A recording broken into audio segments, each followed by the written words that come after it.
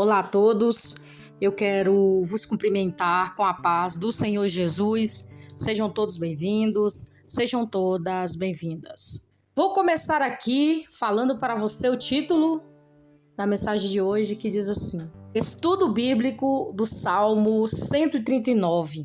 Então vamos começando aqui fazendo a nossa leitura bíblica no dia de hoje, que está localizado no livro de Salmos, versículo 1 e o versículo 2, que diz o seguinte: Senhor, tu me sondaste e me conheces. Tu sabes o meu assentar e o meu levantar. De longe entendes o meu pensamento. Quero pedir a você neste momento a sua atenção, para que todas as informações que serão passadas no dia de hoje sobre esse salmo para você aí que está ouvindo, irmãos e irmã em Cristo, ouvinte da palavra do Senhor, se edifique e você coloque em prática na sua vida. Vamos lá. O Salmo 139 é um dos mais belos salmos do Saltério. O estudo bíblico do Salmo 139 revela a forma com que o salmista reflete acerca de quem é Deus. Esse salmo é uma oração pessoal em forma de poesia, na qual o salmista medita nos atributos de Deus. Ele traz uma preciosa exposição que contrasta a grandiosidade do Senhor e a pequenez do homem. O Salmo 139 aponta para o rei Davi ser o autor deste livro aí, no caso aí do Salmo, 139. Vamos agora para o esboço do Salmo 139. O Salmo 139 é organizado em 4 partes que destacam de forma central certos atributos de Deus. Primeiro, na primeira parte, o salmista fala sobre a onisciência de Deus. Leia Salmo 139, do versículo 1 ao versículo 6, o próprio Salmo 139. 2. Segunda parte, o salmista fala sobre a onipresença de Deus. Salmo 139, do versículo 7 ao 12. Faça essa leitura.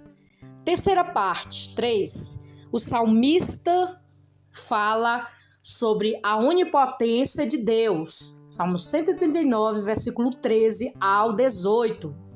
Quarta parte, o salmista fala sobre a santidade de Deus e destaca o resultado prático experiencial que esse atributo moral de Deus ocasiona em sua vida e na minha vida.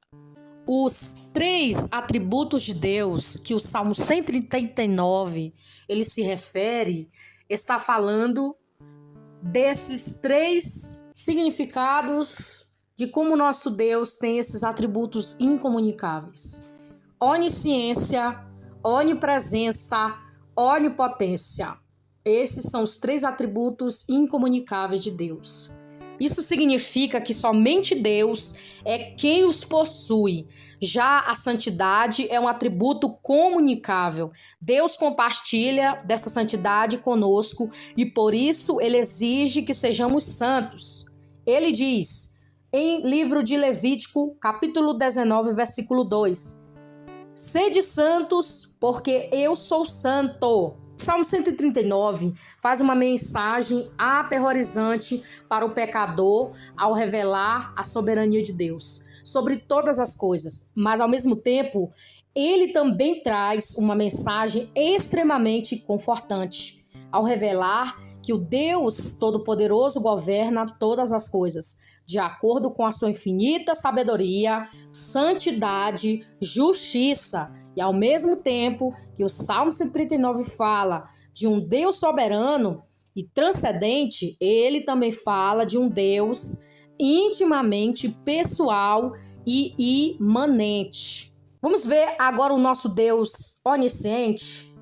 Versículos do Salmo 139, de 1 a 6. Olha o que diz.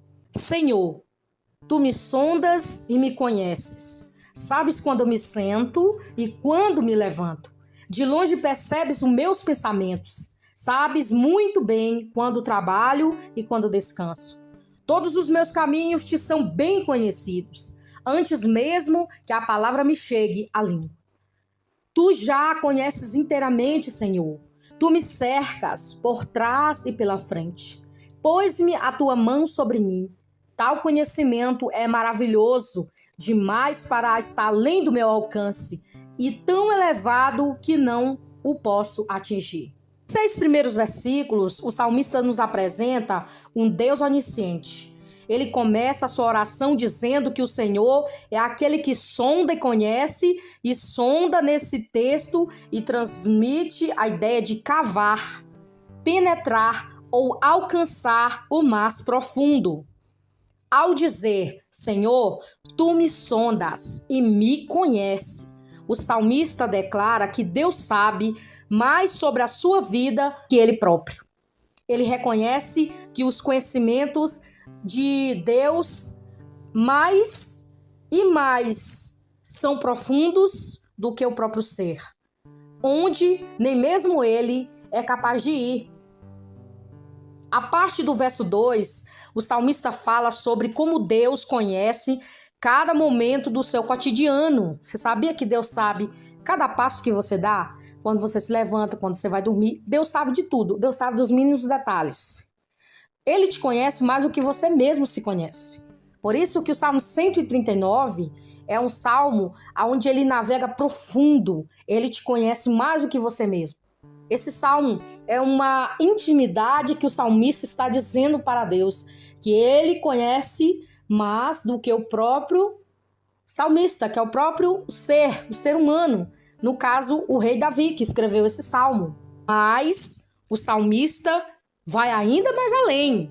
Ele declara que Deus percebe de longe os seus pensamentos.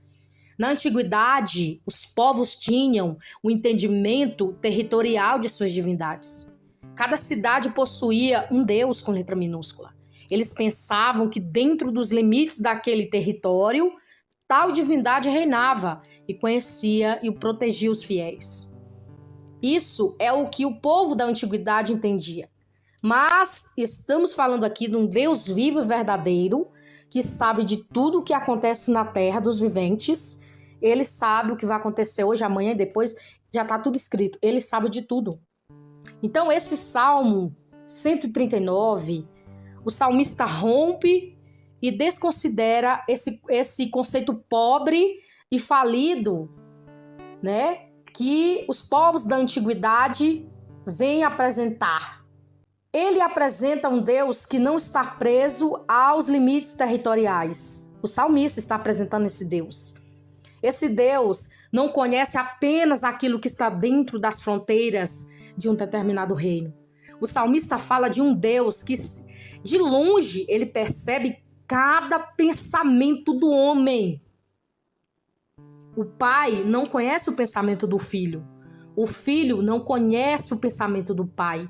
O marido não conhece o pensamento da esposa e nem a esposa o pensamento do marido. Por mais que eles se amem, mas nenhum conhece o pensamento um do outro. Mas Deus, Ele conhece os nossos pensamentos, mas de que nós mesmos. Acredita-se que cerca de 10.000 pensamentos são formulados diariamente em nossa mente. Muitos desses pensamentos ocorrem em um grau que nem mesmo nós percebemos conscientemente. Isso significa que Deus conhece os pensamentos que nem mesmo nós conhecemos. Por isso, o salmista diz que Deus também conhece cada um de nossas palavras antes que elas chegam à nossa língua. Olha aí que Deus poderoso é esse, que sabe de tudo. E ainda vem aí um povo que não conhece de Bíblia e fica exaltando o ser humano, que fulano sabe disso, que sabe daquilo, que não sei o quê. Sabe é de nada. Quem sabe é Deus, é Jesus, que eles são um só. Sabe os nossos pensamentos, antes que nós falamos alguma coisa, ele já sabe. E aí vem uma pessoa que não entende de nada da palavra, que precisa ser ensinado, que está cego espiritualmente. Estou falando daquelas pessoas que não conhecem a Deus, que adoram outros deuses, são idólatras, que estão cegos, mas que a palavra está aqui falando. Mas eu quero dizer uma coisa para você. Nós não sabemos de tudo. Quem sabe de tudo é Jesus, é Deus. Ele sabe de tudo. Por isso que nós temos que adorar somente a Ele. A adoração é dele, o louvor é dele, ele sabe de tudo, tudo é para ele. É ele, é Deus. E se você aí que está ouvindo, que não conhece a Deus, não conhece Jesus, quer colocar outras coisas na frente de Deus, você está redondamente enganado, você está andando para o caminho errado. Não é este o caminho que Deus tem para ti. Deus quer te revelar a sua palavra, Deus quer se revelar para você. Você não conhece o poder de Deus, você vai conhecer quando você sentir o poder de Deus. Que você tiver um encontro com Jesus, que você sentiu o fogo do Senhor te queimando, jogando todos os teus pecados no mar do esquecimento e você se transformando numa nova pessoa, você vai dizer, agora sim eu conheço um Deus verdadeiro, agora minha vida está mudada. Mas enquanto não tiver encontro com Deus, com Jesus, não tem mudança de vida, porque quem muda é o Espírito Santo do Senhor. Vamos agora para o Deus onipresente. Salmo 139, versículos 7 e 12. Aí que diz assim, para onde poderei eu escapar do teu espírito? É uma pergunta. Para onde eu poderei fugir da tua presença? Se eu subir aos céus, lá estás. Se fizer a minha cama da sepultura, também lá estás. Se eu subir com as asas da alvorada e morar na extremidade do mar, mesmo ali a tua mão direita me guiará, me sustentará. Mesmo que eu dissesse que as trevas me encobrirão e a luz se tornará noite, ao meu redor, verei que nem as trevas são escuras para ti. A noite brilhará como o dia, pois para ti as trevas são luz. A primeira reação do pecador diante da grandeza e da santidade do Deus onisciente é tentar escapar esse sentimento de fuga que pode ser percebido desde a queda do homem lá no Éden, Gênesis 3. Mas, no Salmo 139, o escritor entende o quanto isso é inútil. Jamais poderemos fugir de Deus onipresente. O salmista diz que os olhos de Deus encontram onde quer que ele vá, seja mais alto no céu ou mais profundo no abismo. Nem mesmo a morte pode esconder o homem dos olhos de Deus. O salmista também diz que ele subisse com as asas da alvorada e habitasse nos confins dos mares, a mão de Deus o guiaria e o sustentaria. A ideia nessa expressão é que mesmo que o homem pudesse alcançar as bordas do planeta com a velocidade da luz, assim ele não estaria além do poder de Deus. Que incrível, que poderoso esse Deus maravilhoso! Não tem outro Deus além do nosso. É Ele mesmo, todo-poderoso. Caso o homem tente recorrer às trevas para se esconder de Deus, o salmista também diz que isto é impossível. Jamais alguém poderia se esconder das trevas daquele que o princípio disse que haja luz. E houve luz. Gênesis 1, versículo 2. E através do profeta Isaías, Deus diz, eu formo a luz e crio as trevas. Isaías 45, 7. Olha que profundo aí o Senhor se revelando através da sua palavra. Agora, nós vamos para aonde? Para o Deus onipotente. Salmo 139, versículos 13 ao 18. Olha o que o versículo diz. Tu criaste o íntimo do meu ser e me teceste no ventre de minha mãe. Eu te louvo porque me fizeste de modo especial e admirável. Tuas obras são maravilhosas. Disso tenho plena certeza. Meus ossos não estavam escondidos de ti quando eu, em secreto, fui formado, entretecido como nas profundezas da terra. Os teus olhos viram meu embrião. Todos os dias determinados para mim foram escritos no teu livro. antes de qualquer dele existir. Como são preciosos para mim os teus pensamentos, ó Deus, como é grande que a soma deles. Se eu os contasse, seria mais do que grão de areia. Que terminasse de contá-los, eu ainda estaria contigo.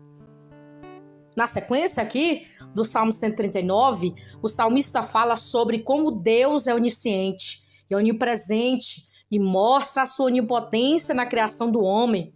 Ele mostra Deus como um artesão perfeito que constrói a sua obra de arte no lugar mais improvável. Deus forma o homem secretamente na escuridão do ventre materno e ali o enxerga com clareza e perfeição. O salmista diz que Deus teceu no ventre de sua mãe como um tecelão perfeccionista que cuida detalhadamente de cada fio que é entrelaçado. Assim Deus forma o homem depois de 3.000 anos que o salmista, que o Salmo 139, na verdade, foi escrito. A ciência descobriu que o corpo humano é tecido com bilhões e bilhões de células. Alguns cientistas falam que é algo superior a 30 trilhões de células. O valor é estimado porque nunca ninguém conseguiu contar o núcleo de cada célula, que possui cerca de 2 metros de código genético, organizado com uma fita que assombrosamente consegue caber no espaço, que é tão pequeno, que precisa ser medido em milésimos de metros. Mas ainda assim, nenhum milímetro dessa fita genética se embaraça. A ciência não sabe responder exatamente como isso pode ser possível, mas a Bíblia, ela te responde. Salmo 139 declara que isso é possível porque o próprio Deus é quem entretece o homem. E agora, você tem dúvida ainda que Deus te fez e fez todos os seres humanos réis mortais aqui na Terra? Você ainda tem dúvida disso? Pois eu estou falando agora para aqueles que não acreditam que Deus existe e não acreditam que Ele foi que te teceu lá no ventre da tua mãe. O povo está sendo enganado porque acha que não existe Deus, mas aqui a palavra está te dizendo: Deus tem o controle de tudo, Ele fez você. Acredite, você não vê Deus, mas Ele está te vendo. Mas um dia você vai ter um encontro com Ele e você vai dizer: só o Senhor é Deus, porque eu nunca acreditei nesse Deus que Ele existe.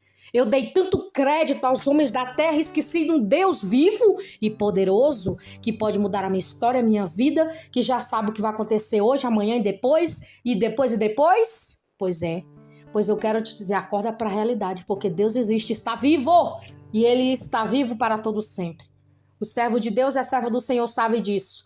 Agora, a questão é que a palavra está aqui e Ele está falando para nós que se colocarmos em prática e obedecer o que está escrito, viveremos uma vida aqui na terra, mesmo passando lutas, mas na eternidade nós teremos o nosso lugar com Ele, descansando com Ele. Verso 16, os intérpretes têm se dividido quanto à sua interpretação. Basicamente, há 2 possibilidades. A primeira diz que o salmista afirma que os seus membros foram escritos no livro de Deus antes que qualquer um deles existisse. A ideia seria algo como um arquiteto que planeja e registra, executa cada detalhe do seu projeto. Nesse sentido, cada detalhe de cada membro do nosso corpo foi planejado e conhecido de acordo com o propósito soberano de Deus antes do seu desenvolvimento. Que incrível, que poderoso esse Deus! Nós vamos agora para a aplicação do estudo do Salmo 139. Obviamente, são muitas as lições que nós aprendemos aí com o estudo do Salmo 139. Vamos citar aqui 4 aplicações centrais desse salmo para você aí que está ouvindo. Olha só, em primeiro lugar, o Salmo 139 nos ensina que é impossível enganar ou passar despercebido pelo Deus onisciente. Ele conhece cada detalhe, o momento de nossa vida. Ele conhece exaustivamente os nossos pensamentos. Ele sabe mais sobre nós do que nós mesmos. Aqui nós podemos lembrar no episódio em que o profeta Samuel foi à casa de Davi para ungí-lo, o novo rei sobre Israel. Ele ficou impressionado com a aparência de Eliabe, o irmão mais velho de Davi. Mas Deus disse: não atentes para a sua aparência, nem para a altura da sua estatura, porque eu tenho rejeitado, porque o Senhor não vê como o homem vê, pois o homem vê o que está diante dos olhos, porém o Senhor olha para o coração. 1 Samuel, capítulo 16, versículo 7. Este versículo é uma revelação acerca de que ninguém pode enganar Deus pela sua aparência, mas Deus conhece o coração. Em segundo lugar, o Salmo 139 nos ensina que é impossível escapar do Deus onipresente. O profeta Jonas foi alguém que pensou que podia fugir de Deus. Talvez ele tenha pensado que, seguindo no sentido contrário ao que lhe foi ordenado, ele conseguiria escapar do Senhor. Ele poderia estar mais enganado. Por isso que Jonas é conhecido como profeta fujão. Se você quiser ouvir a mensagem completa da história de Jonas, vai aparecer no início desse vídeo aqui a história deste profeta. Ele foi para Nínive forçado, porque Deus jogou ele para lá. Então seja obediente o que Deus já tem te falado. Deus está mandando você ir para um lado, você está indo para outro. Seja obediente, não seja o Jonas da vida. Terceiro lugar, o Salmo 139 nos ensina que é impossível se esconder do Deus onipotente. Ainda no exemplo de Jonas, o profeta não apenas tentou fugir de Deus, mas também tentou se esconder dele. Ele se deitou no porão de um navio no meio do mar, mas Deus onipresente o encontrou ali, como alguém que poderia se esconder de pleno mar, justamente daquele que criou o mar e a terra seca? Quão inútil e sem sentido era esse plano de Jonas. Leia Jonas 1:9. Ninguém se esconde de Deus. Ninguém. Pode ir para onde for, pode se esconder debaixo do chão, debaixo da água, mas Jesus está ali, ó. Já viu tudo. Não adianta se esconder, né? Que Jesus já viu e procurou, Jonas encontrou ele lá, porque ele fez todas as coisas. Ele fez o mar, ele fez a terra, ele fez tudo o que há nessa terra aqui, ó. Nesse globo terrestre que você tá vendo aí, ele fez tudo. Ele sabe de toda célula, toda gotícula, ele sabe de tudo. Não adianta nós se escondermos, queremos enganar a Deus, dando jeitinho. Não pode dar jeitinho com Deus, não, porque com Deus não funciona o negócio de jeitinho de jeito nenhum. Ou é ou não é, ou sim ou não, não. Nós temos que ser assim, né?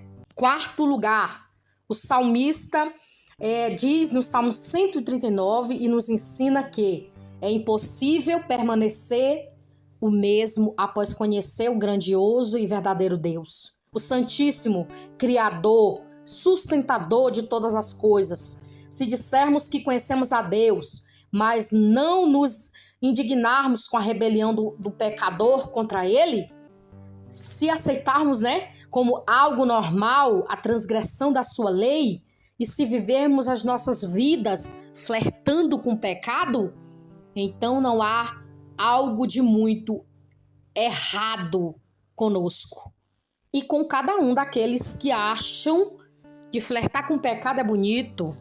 Flerte com o pecado pra você ver. Pecado não anda brincando, não. O diabo não anda brincando de ser diabo, não. Ele joga a isca pra vocês e você que é bestinha que vai lá e cai. Desculpa a palavra aqui. Então tenha cuidado com isso aí, né? Não fique caindo em conversinha de seres humanos terrestrais aqui dessa terra, não. Esta é a palavra, esta aqui que está falando. Só apenas uma voz, mas a palavra é essa que está sendo falada. É essa que você tem que colocar em prática na sua vida. A oração do salmista no Salmo 139 seja também a nossa mais sincera oração em todos os dias de nossas vidas. Salmo 139, 23 e 24, que diz assim: Sonda-me, ó Deus, e me conhece. Conhece o meu coração, prova-me, conhece as minhas inquietações. Vê se em mim, essa minha conduta, há algo que te ofende. Dirige-me pelo caminho eterno. Que palavra abençoada essa de hoje, desse estudo do Salmo 139.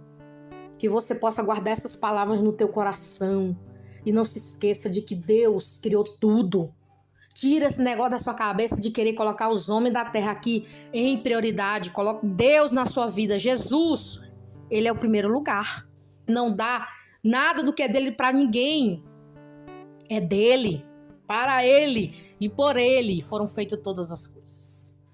E não esqueça que todo dia e todo momento o Senhor fala contigo nessa terra, de alguma maneira. Só fique atento aos sinais de Deus. Um grande abraço, fiquem todos na paz do Senhor Jesus.